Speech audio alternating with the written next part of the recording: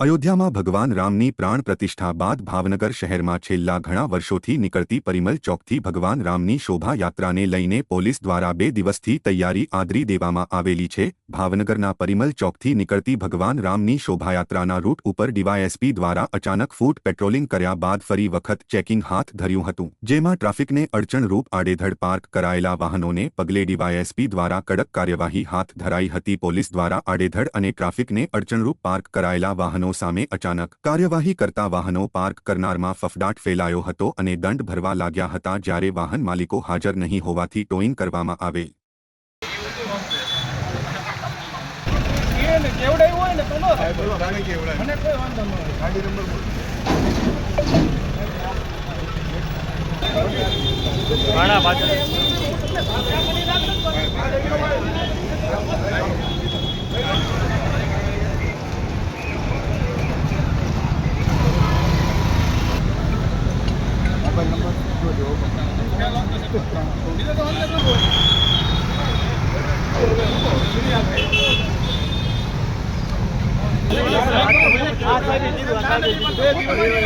લઈ લેવાની સાહેબે કીધું મને એમ શૂટિંગ આવી ગયું છે એમનું ના વિપુલ ને ભરે